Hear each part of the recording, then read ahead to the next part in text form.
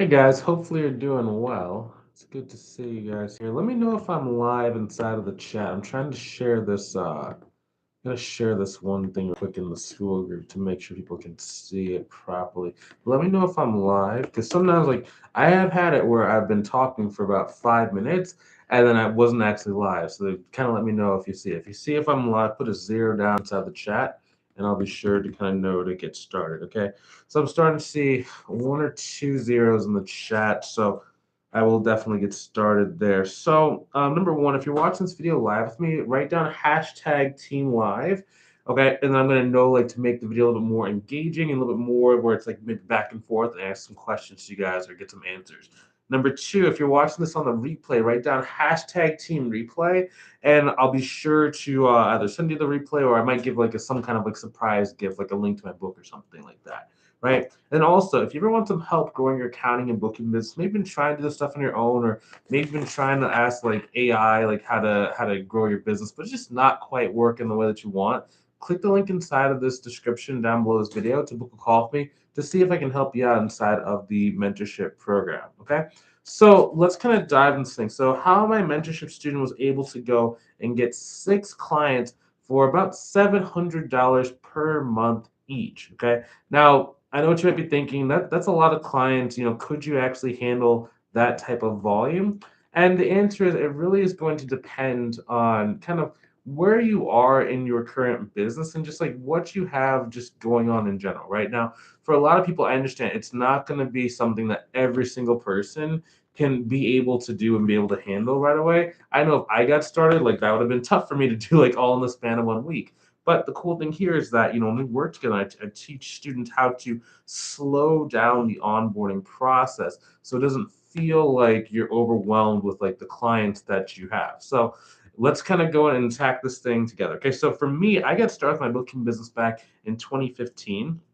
Now, when I started, I quit my job cold turkey. I was just like, I had seen a bunch of Tony Robbins videos. I had seen a bunch of like online gurus. And I was like, okay, so making money on the internet is this like secret thing that's just going to be instantaneously easy. And I'm just going to, be an overnight millionaire, right? Suffice to say that did not happen for me. So I was super overconfident. I went to my boss. I gave him like 1 week's notice because, I was rather than give two, I was like, you're looking in 1 week's notice, I'm gonna be a millionaire overnight, and like, yeah. So it was very, very, very grandiose the way that I left the job, not on great terms.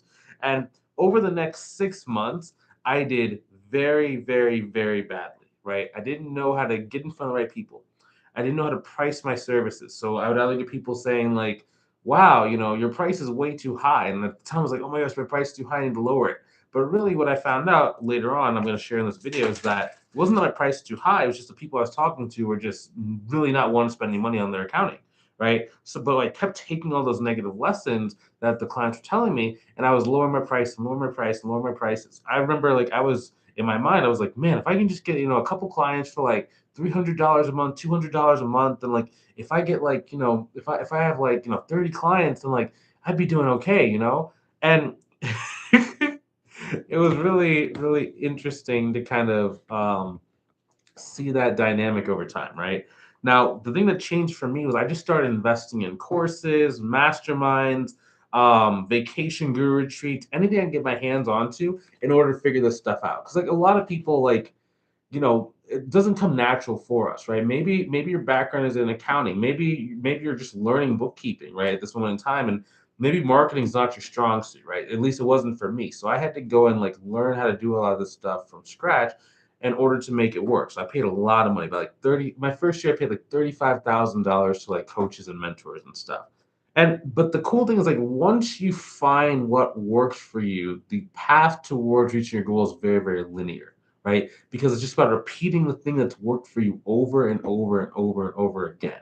So for me, it didn't take me very long to go and reach 6 figures in the business after I knew what happened. And the cool thing about that was, I started talking about like what was going on, and people started asking me to mentor. That's how like the mentorship program came about. But nowadays, since we run both the accounting slash bookkeeping as well as a mentorship program, we're able to kind of teach the stuff that's working for us and make it easy for you to be able to do it as well. So let's kind of dive into this thing a little bit further. So to give more context to this scenario, the student named Dave, right? So three out of the six clients that came to him were like the first time he spoke to them on a consultation call. The second set of three people came from like following up with people who he had spoken to on a consultation call, but maybe did not sign up with them right away.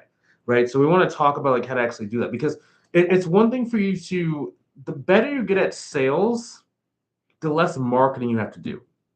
And the better you get at pricing, the less sales you have to do as well, right? So everything is in alignment. So the first thing is like, let's just focus on the sales for the section. We'll talk about like where to go get clients in a couple minutes, but first it's like you have to be able to make sure that when you have a lead in front of you, you're able to close. So ideally, let's say that you're going to be having 4 potential clients come to you on a consultation call.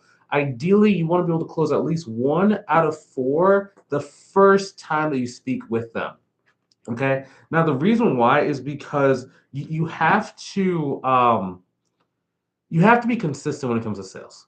If you're not, and it feels like every 10 calls, maybe you get 1 client, maybe you get 0 client, maybe you get 3, it's very demoralizing, and you're not going to be able to figure out like whether it's you that's not doing well, whether it's you're speaking to clients that are too like small, or whether there's just some kind of breakdown, right? So we have to at least strive for a bare minimum of 1 out of 4 people sign up with you the first time they speak to you on the consultation call. Now, the second 25%, so that would be like out of 4, another additional 1 out of 4 people will come back to you within 3 to 6 months if you did the initial consultation call correctly. So when I say correctly, it's you have to be good at like explaining your value, getting your pains, and then also getting a relationship built with the client. When I say a relationship built with the client, it doesn't mean like they have to like want to go like go out and eat with you at dinner or something, or go like watch a football game together. It's not like that. It's more of you guys have mutual understanding of each other's business models, your history of like how you got to where you are today, how they got to where they are today. Understand like what are the dynamics of their life, like what's important to them. If you can understand that, the reason why that's important is because the business owners will start to see you as a human being, not just like a sales rep who is trying to sell them something. Which there's nothing wrong with you trying to sell someone something. It's just that people view salesmen negatively in a lot of cases. So you don't want to trigger that aspect in their brain, or else they're going to give you very surface level answers. They're going to ghost you after the sales call, and they're going to haggle with you over the price. And that's not something we want to do. Okay. So the number one thing, okay, you got to remember those 3 things: the pains, what are things you guys have in common, and then how do you build that relationship? Okay. So let's kind of dive into like more how to get in front of those people. As long as you understand that, put an S down in the chat if you understand this. Put just like an S. That's just going to stand for sales. Now I'm asking you to like engage and like comment below so that every time that there's a comment on a video, YouTube or school or Facebook shows it to more people. So I'm trying to get this visibility by just having you guys comment. So if you can help me out with that, be great. Right? The more visibility we get on these videos, the more likely I'm going to keep doing it. Cool. So next thing, so how do we actually start finding the right clients? Okay. So the key thing is you have to understand the difference between someone being like being able to afford something versus someone not wanting to afford something. Okay. A lot of clients are not going to be great for just bookkeeping. So it's a lot of business owners, right? They don't really understand the value of bookkeeping. They're not really making enough money to make sense of bookkeeping. And it can be very, very challenging to get them to pull the trigger quickly on bookkeeping, right? That's what we call the wrong clients. Now, the key thing when it comes to this is number one, there is a very big proclivity to the people that are smaller in a lot of cases are going to be worse clients. I was on a call yesterday. Some I was speaking to this person. She was doing like I think like 30K a year in her business, and I remember exactly how she found our stuff, but basically she was looking for help with like bookkeeping and taxes, and she actually was arguing with me and my business partner about like why she didn't have to make certain payroll payments on her taxes. And I'm like, she's like, yeah, I was a 1099 like 10 years ago and blah blah blah blah. It's like, okay, cool. So this is like your first rodeo and you did it wrong. So you're gonna tell people who actually have done this right and been doing it for like, over a decade, like what the right answer is.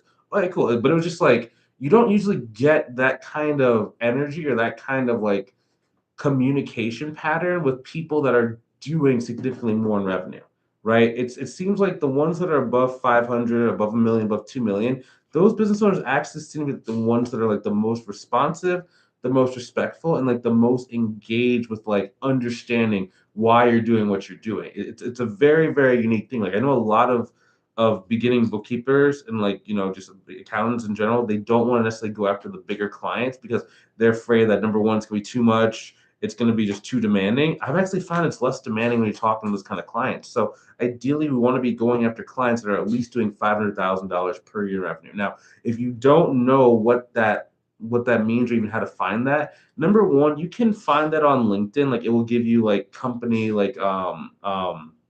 demographics, like how much people they have like in each department. Do they have someone on staff that does accounting and bookkeeping? What's their approximate revenue? But if you don't have that, like let's say you're just on Facebook or Instagram, you can actually take a look at the average revenue per head for that industry. So there's going to be, for example, there's some industries where for every employee they have, it generally should be about $100,000 worth of revenue. So if they have four employees that you can see on their LinkedIn page, or go to a website, you see four employees, and that specific industry is $100,000 per employee, you can safely assume they're making at least $400,000, maybe plus or minus 50,000, right? Just to kind of give yourself a buffer. Now, what I've kind of found is that if they're under that certain range, it can be a lot harder. So this will protect your time, because one thing when it comes to marketing and sales is understanding when you're talking to someone that is not going to buy. Not every single person that gets on the phone with you is going to buy, and it's very, very paramount that you can figure that out as quickly as possible. Not just because it's you want to like best use your time, right? And like there are some people that are just not worth your time, to just be completely honest. But you also want to keep your emotional state very, very positive when you're starting out.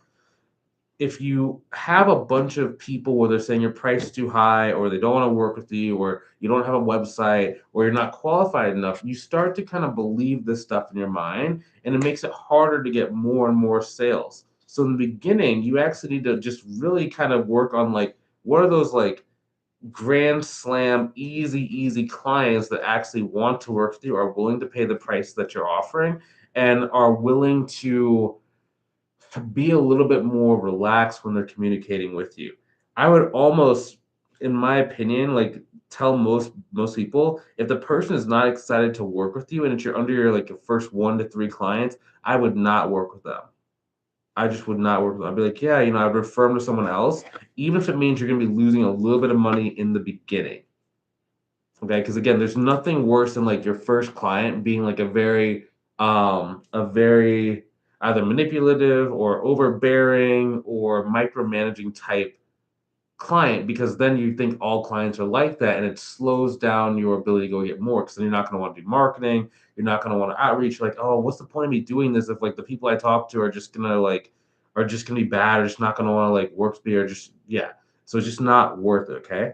So in the beginning, like I would recommend getting good at like one social media platform and one like real world platform as well.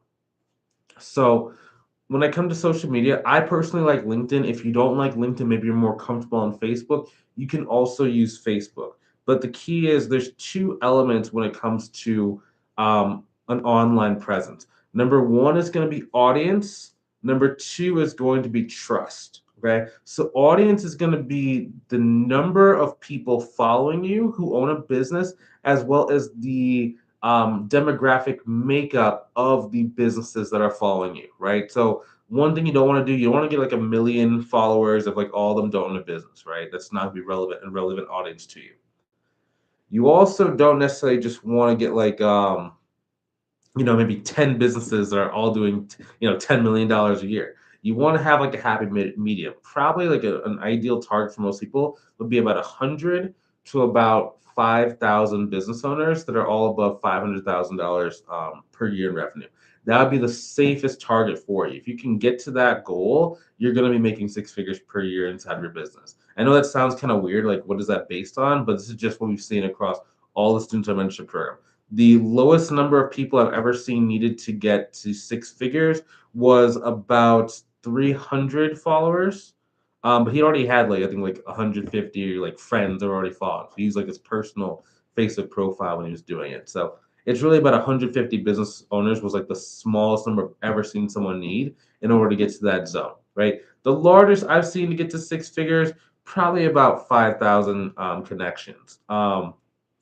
It's just within that range. Now, when we talk about audience, again, we kind of talked about getting the right people, but next is going to be about content, right? So the cool thing about today is that you can have like AI tools like Claude, GPT, Gronk, etc., that can actually go and can make content that's relevant to business owners within your target market. Now, the tough thing when it comes to AI is that, like, yes, it does really good work, but it can sometimes get things wrong or be slightly incorrect, and it can cause it to slow you down, right? So you do need to make sure that you understand a little bit about content marketing just to kind of see like, is this thing actually working? Now, a good rule of thumb is that for every 100 people that view your piece of content, it should generate one consultation call. If you like you have 100 views, it says you get zero consultation calls booked from that piece of content might not have been that effective. Not to say that you, if you made it, it's not effective, you're not effective, but that's kind of your barometer, right? And if maybe that's numbers too tight for you, maybe okay, so if you get 200 views and you don't get at least one consultation call booked, that means you have to go back to the drawing board and make a slightly different type of content, or talk to AI, be like, hey, this content didn't really work, let's make this a little bit different, right? That's one thing that can happen. Now, for me, we generally tend to teach our students in our mentorship program how to build relationships without necessarily needing to post.